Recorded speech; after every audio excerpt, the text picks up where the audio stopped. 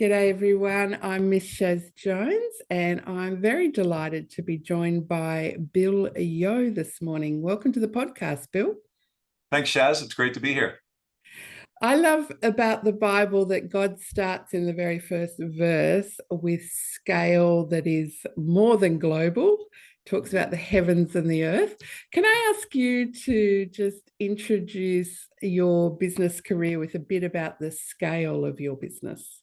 Sure. No, I'd love to. And thank you again for having me on. So I have had the blessing and privilege of being a third generation owner of a large family business based here out of Philadelphia, Pennsylvania on the East Coast of the United States, although we're a national and somewhat international business. So we have 41,000 employees and we do work in the power industry. We do technical staffing and we do government and defense contracting. So it's a lot of different technical and professional services. And I spent a lot of my career working full-time as an executive. I'm still one of the owners and involved a lot in more of the family business aspects of things now with governance and succession and next generation and those sorts of things. As in recent years with my faith journey, I've sort of moved on to do some things a little differently. And now I really enjoy combining the business aspects of what I do with the faith aspects of what I do. And I know that's a lot of what you're real passionate about also. So definitely, yes.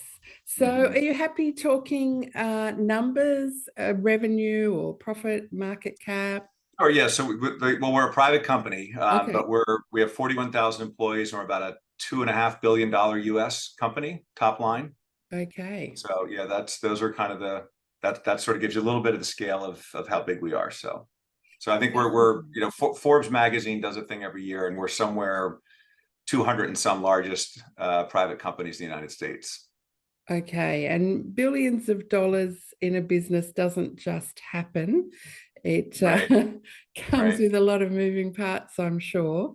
And did you say over 41,000, Or 40,000? yeah, for about it varies. We have some of our businesses are fairly cyclical, but we average out to be about 41,000 employees. Sometimes the year it might be a little bit higher than that, depending on our client and our markets, but that's about what it is. But no, we've certainly, so the business is 120 years old. So since I'm only a third generation owner, it obviously has not been our family the entire time, but we have tried to be really intentional about long-term client relationships and try to have strong positions in the markets we're in. And then as a family, an ownership family, we work really hard at making sure that our family is making right decisions for all of our employees and that we're being values driven and we're being employee and customer focused in the things that we do and not letting other stuff get in the way. So And the business, the industry that you're in, I know about staffing. Is that the main business or the only business? Or no, that's one of them. That's probably okay. one of sort of three different buckets that we're in is staffing. So that'd be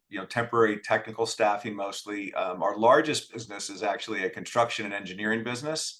And Okay. most of that work we do is in the US or North America, both US and Canadian power plant industry market. So nuclear and fossil power plants, we do Mm. maintenance and sort of heavy modification of those kinds of generating assets. And now, getting a lot more into solar and other renewable type activities as well, which is we're really excited about where that's going.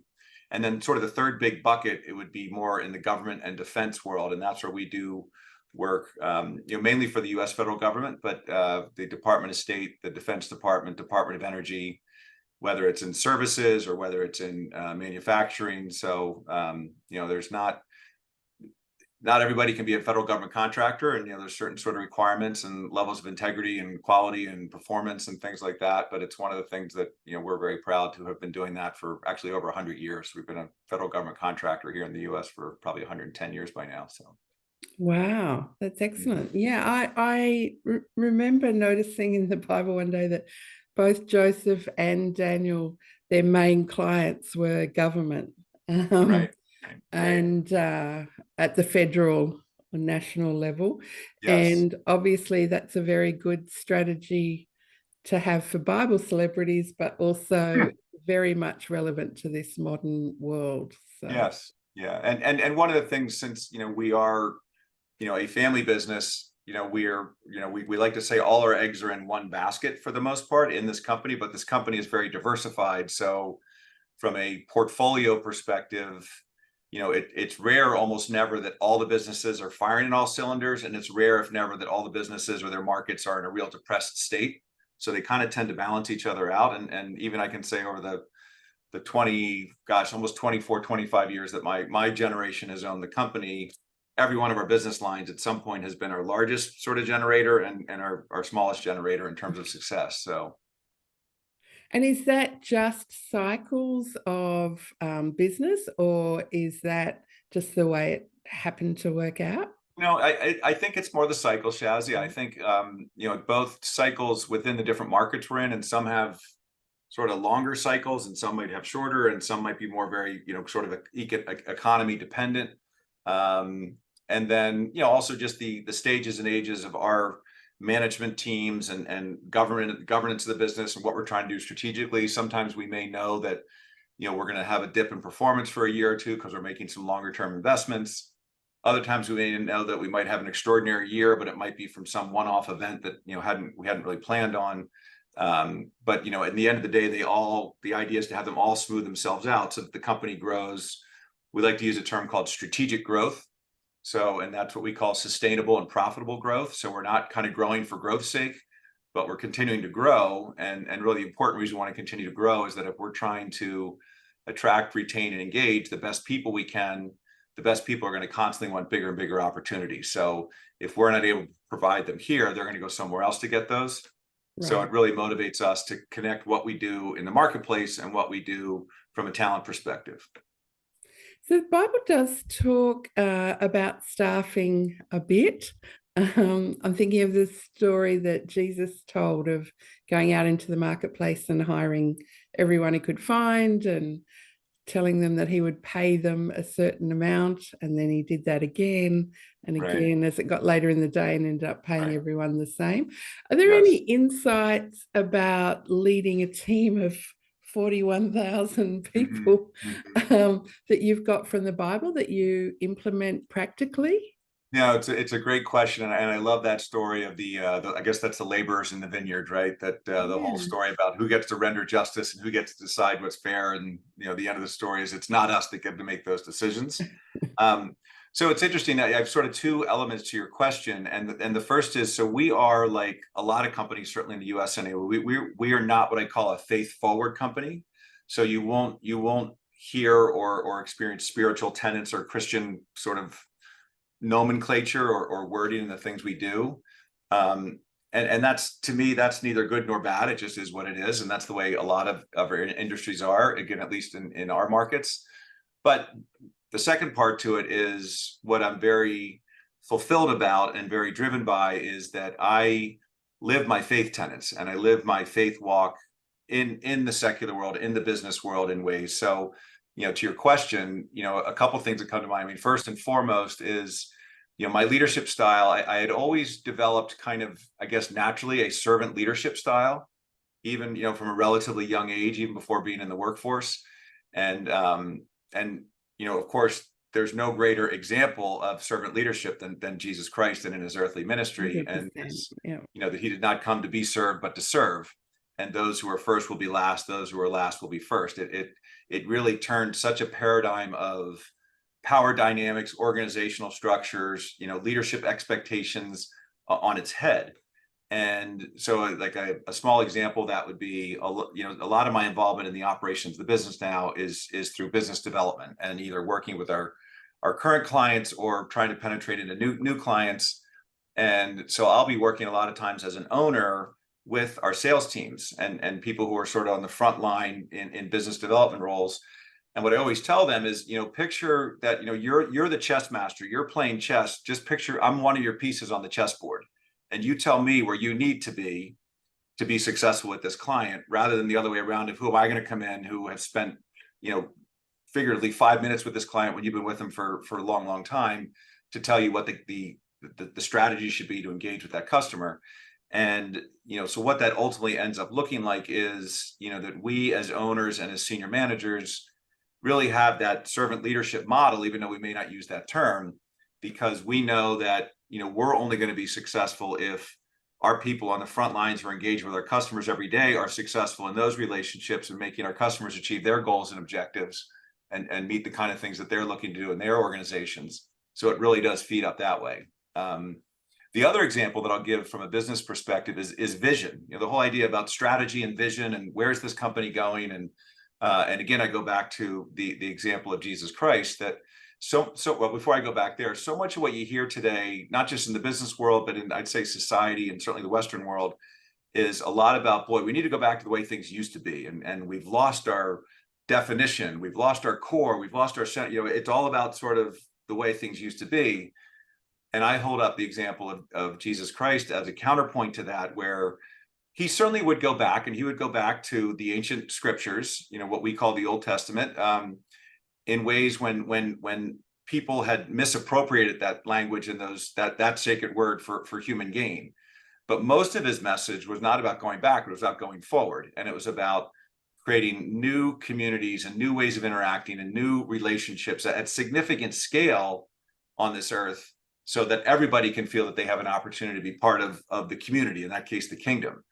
And I equate that to the business world, that, a good vision in business isn't going backwards the way things used to be. It's how do you think about the world that everybody sees a certain way and see that world differently, and then convey a message to people in a way, and do it in the vernacular in a way that people understand, that's going to compel people forward. So again, I draw those relationships between scripture and things that happen in the business world. Yeah, I think vision is so important. I like the way you talk about the vernacular as well, because that's definitely a part of bringing everyone along with you, isn't it? Absolutely. I mean, most of his earthly ministry was out in the community, meeting people where they were, talking to them on levels that they totally understood. It wasn't using all the big fancy words and all those kind of thing. And I like that both spiritual and intellectual exercise of how do I convert sort of my faith language into a secular language or a business language or whatever the case may be, so that I'm still living the same person I'm committed to being, but doing it in a way that lands better on whomever it is I'm interacting with.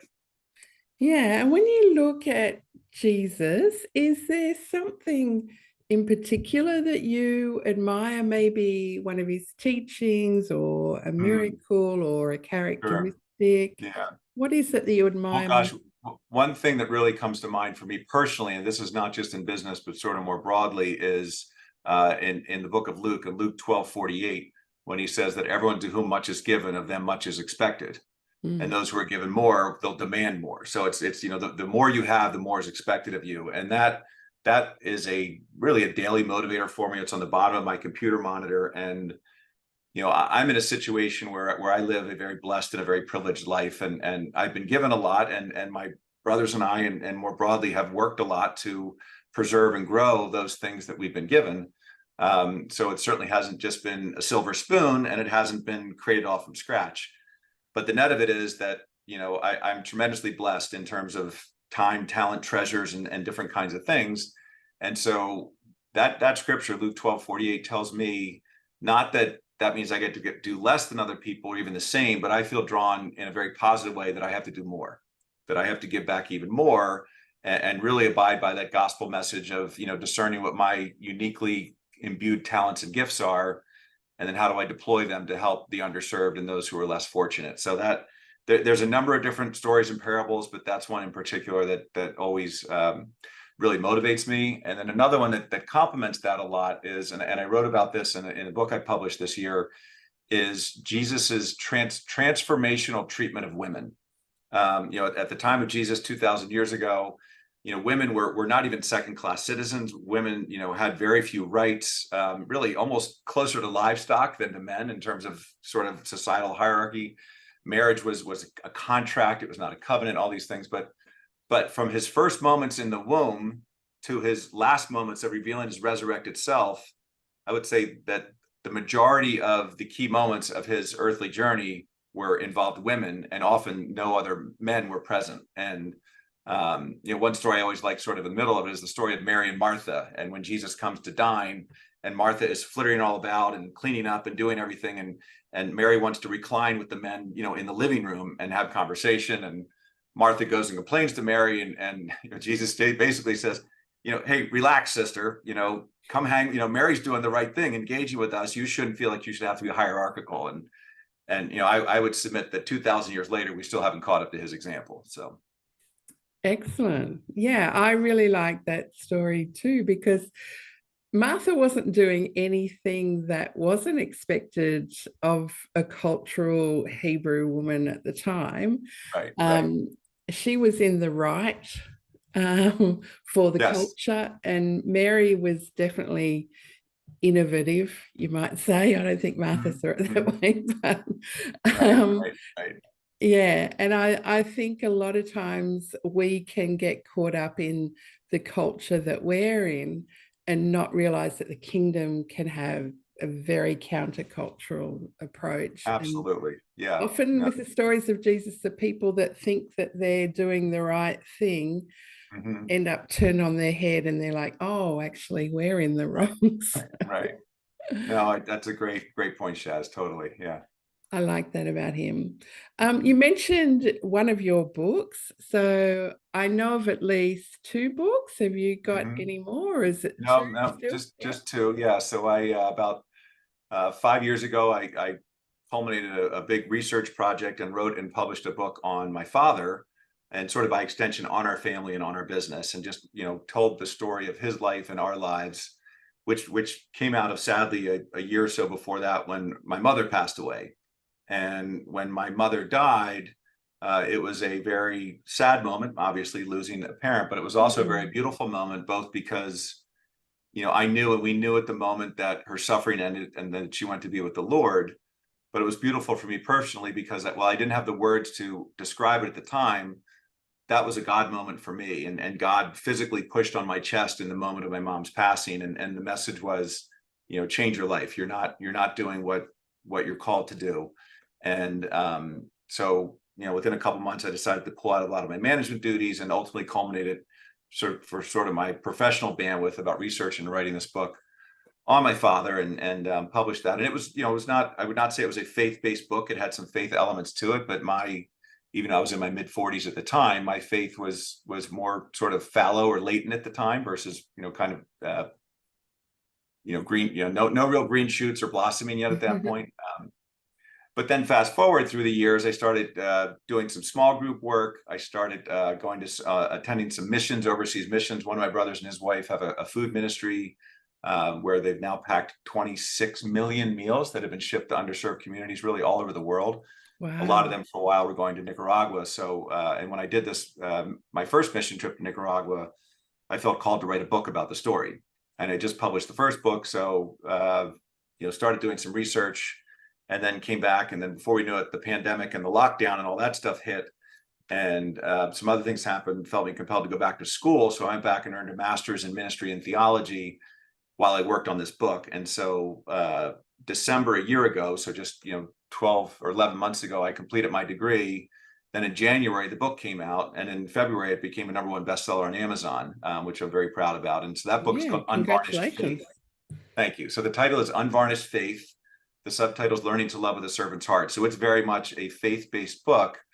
And the real message in this idea about unvarnished faith is encouraging people to be careful about how much we emphasize in our faith life the specifics of our doctrine or our denomination or our particular sort of flavor of faith, if you will, at the expense of recognizing the broad universal tenets that unite us. That God is love. We're called to love God and love neighbors ourselves. As I said earlier, we're called to discern our talents and gifts to help others. These are universal tenets, not just across Christianity, but I argue against across many other faith traditions and people who hold a higher power. And it all comes down to the subtitle, Learning to Love with a Servant's Heart. Jesus loved with a servant's heart. We talked about servant leadership earlier. And so the book was a chance to write about the story of my mission in Nicaragua, my first one, from the perspective of somebody of a privileged, developed world upbringing. So kind of all the newness and scariness and foreignness of that. But then also using the book to talk about the centrality of love and relationships and the various tenets that fuel that. So the book is broken into 6 parts. Each part covers a day of the mission, but it also covers one of the tenets that, in my eyes, sort of fuels the importance of love and relationships. So those are the 2 books. Yeah. And I noticed on the back cover of the book, it also talks about the wealth of love. Mhm. What does that phrase mean to you? Sure. Yeah. No. And it really stemmed off something that I wrote in the book, where what I was talking about, the fact that I come from a privileged background, and a lot of the time when I was writing the book, it was during our last national election cycle here in the United States, and there was a lot of issues with George Floyd's being murdered and Black Lives Matter, and a lot of these decades latent social uprising and Mm, social justice movements coming along. And there was sort of one of the terms that evolved out of that was privilege, and specifically white privilege.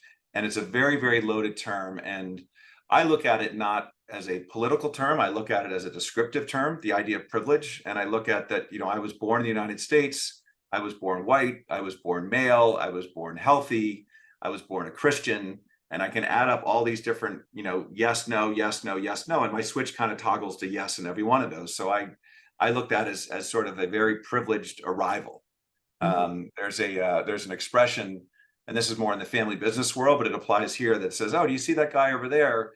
He was born on third base, but he thinks he hit a triple." To use an Right. American baseball analogy, and I know I didn't hit a triple, and so the idea of the wealth of love comes from that. What I write about is that my privilege is what enabled me to travel to Nicaragua, to take that time and that expense to go down there. But my privilege also deluded me into thinking I knew what made people rich. Right. And I compare that to a story of a woman who we met in Nicaragua. Her name was Maria. She literally lives in a trash dump, with trash on fire, and they scourge and scour for food and different things they can extract for some kind of value. I met her father, so she was raised there. I met a couple of her children, so she's raising her children there. And we asked her, how do you feel about all this and this unimaginable? We're just this despair, surreal. It's like we're on another planet. And we said, how do you feel? And she said, well, I feel happy. Yo estoy contenta. She said, I am happy. And we were, knock us over with a feather kind of moment. How could Mm. she possibly feel happy?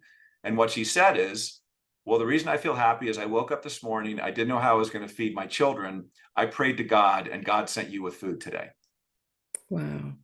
And I thought, that's where unvarnished faith came from. That's where this idea of the wealth of love comes from. Love and God are synonyms. So Mm. it was really a pretty powerful thing. And that's just cascaded into all sorts of areas of my life since then. Yeah, so you mentioned there, and you've mentioned a couple of times about the generations. So that lady had like Yes. three generations living in those circumstances, and you're a third generation, owner of the business, I believe. Yes. I like that God talks about himself as the God of Abraham, Isaac, and Jacob in Mhm. multi generations. Is there Yeah. anything for someone listening that may have just started their business in this generation, Mm. but is looking to sort of have a long term impact on the world for multi generations? Are there any insights that you can give them Yeah, about boy. that Boy, I generational know. thinking? We'd have to do about 5 more episodes, Chaz, to get a lot of that in. But a couple of things that come to mind immediately are, first of all, if kudos to anybody who has been entrepreneurial and be able to launch a business and start a business. And I have all the respect in the world for those people to recognize an opportunity, to put the hard work in, the commitment in. But one of the things for building a business to last, and a business that's sustainable, is I can't emphasize enough how important it is to be really committed to a set of core values, to really know, what are both those signposts and those guardrails that we are going to live by and commit to, and let nothing overcome those things, not let profit, not let growth, not let a new market opportunity. If it's inconsistent with our values, and we inspect those values on a frequent enough basis that they still hold up for us, those are the kind of things that will sustain generations and span generations. Money can come and go, success can come and go, but if there's values there, and whether it's generations within your family or generations within future generations of workers, a values-driven company, and a company who knows who they are and stands explicitly for the things they stand for, that to me is the way you can build long-term enduring success. Obviously, you have to have strategy. You have to know when markets move and who the key clients are and what the competitive threats are and those kind of things. But I think those are more kind of like businessy school type things. I think it's more the values and sort of trying to discern, particularly as the owner and the founder of the business, how is my personal ethos, whether it's a faith ethos or a secular ethos, whatever it might be, how is that reflected in the business? And how am I committing with every action I do and every speech that I give to undergird and reinforce that set of belief, that belief system? Okay. And is there a difference between, because we've talked about the business, we've also talked about mission.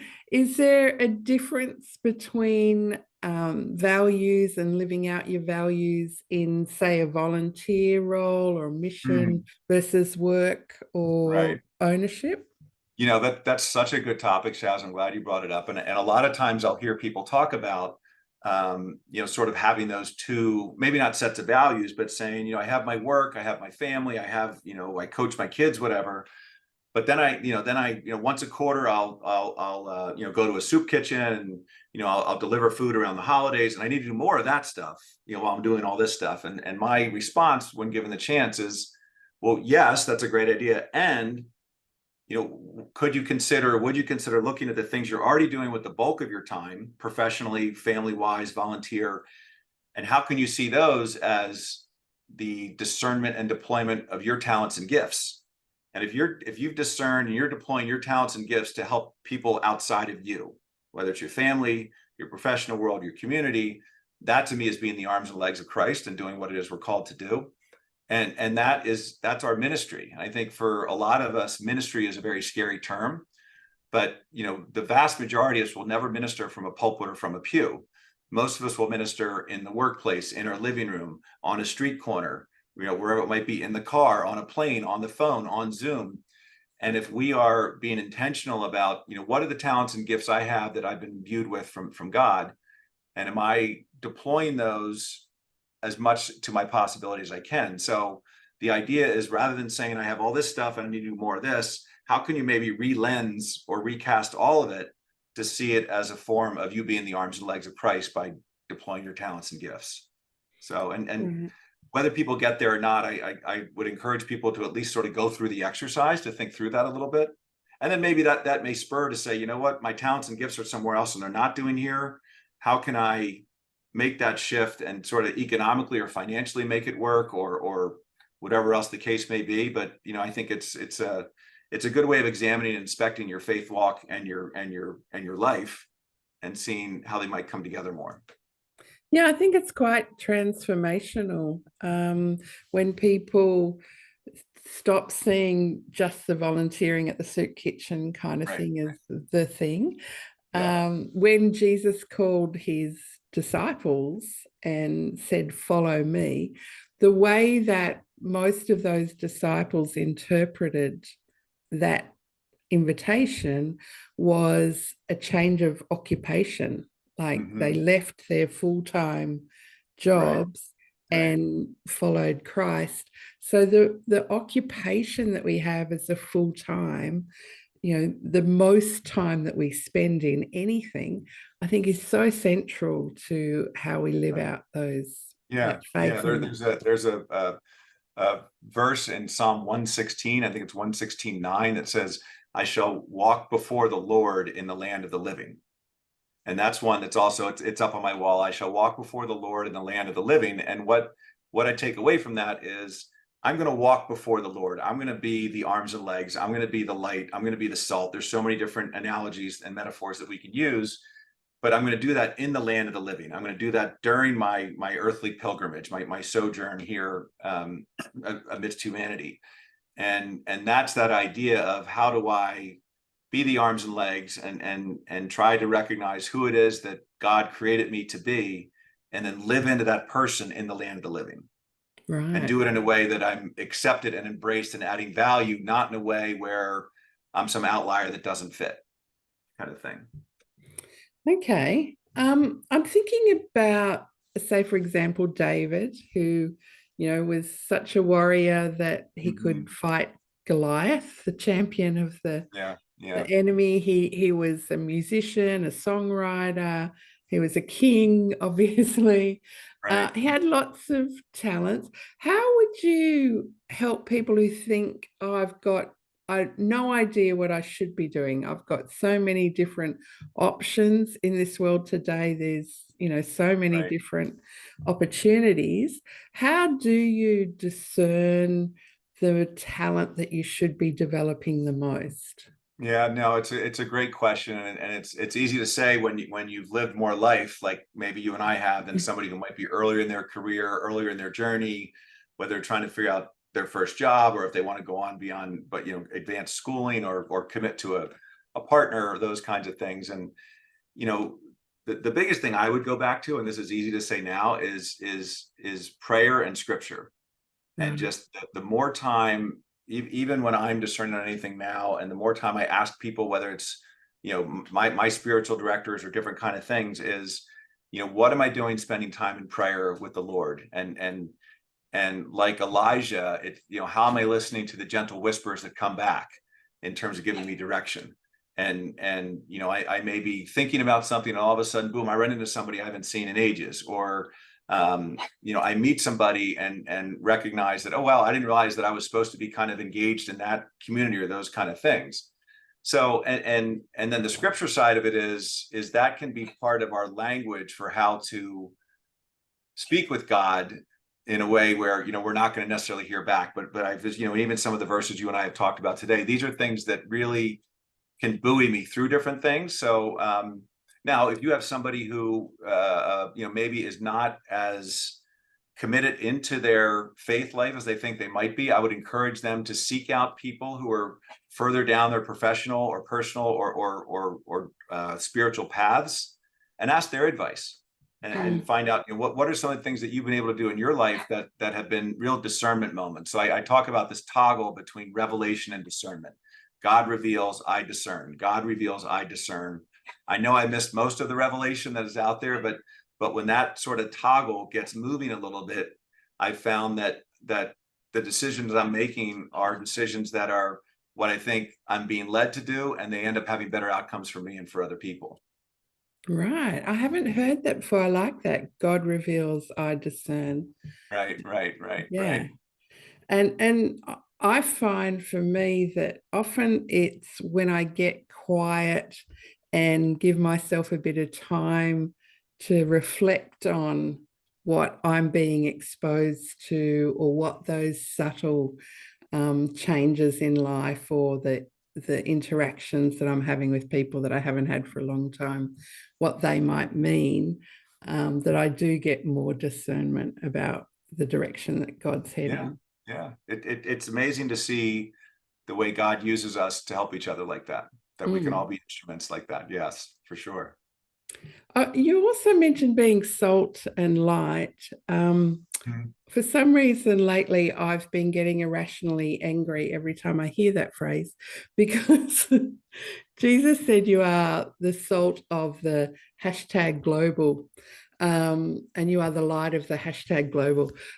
He gave us identities of the world, or of the earth, of a Right, global scale.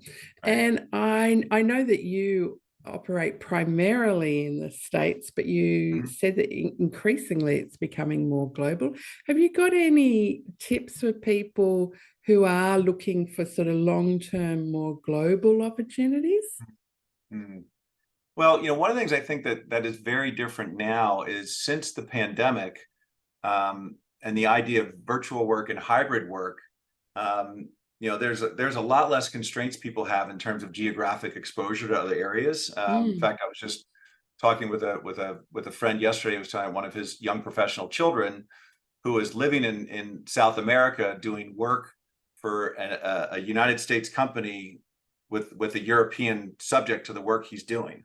So it kind of moves around in those kinds of things. Now, with all that said, to me, there's no substitute for traveling and going, really immersing yourself in another culture, and not going, not only eating in the American restaurants, and not only going to places where they all speak English, and really pushing yourself out of your comfort zone on those Right. things. The mission work I've been able to do in Central America and in Africa have been great examples of that. And to keep on topic for a lot of what we're talking about today, if somebody is wanting to do more work across borders and has a faith life, I have found faith and in my case, Christianity to be an unbelievable bridge builder and barrier breaker down. Where, you know, I have met people in not only different regions of the world, but totally different socioeconomic backgrounds, different races, different, you know, you name it.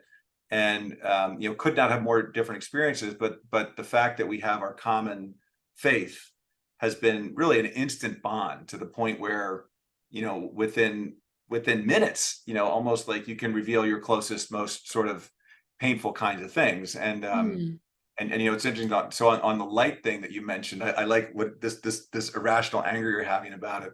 An idea I've been ruminating on lately about light is that there are, you know, maybe two kinds of light. There's warm light and there's bright light. And so when I try to meet people, sometimes I'll even talk to my wife about that, like, wow, she's a really bright light. Like, she just comes in and lights up the room, and you kind of, you know, and somebody else says, wow, he's a really warm light. Like, he was engaged and talking to me and made me feel safe, and maybe have that rare kind of, you know, unicorn, if you will, that they can kind of do both. But I like that idea of, are you emanating a light of kindness, a light of empathy, a light of compassion? You know, as I titled the subtitle of my book, are you living with a servant's heart? You know, that to me is where that one holds up. So That's great, Bill. Thank you for joining me today. How do sure. people get in contact with you if they Thank want to you. follow up? Yeah, unvarnishedfaith.com and author Bill Yo on Facebook and Instagram. So I'd love to interact with anybody on either of those platforms. Excellent. Well, I'm sure people will follow up because it's been a great conversation. Thank you. Thank you so much, Shaz. Have a lovely day. You too. Bye.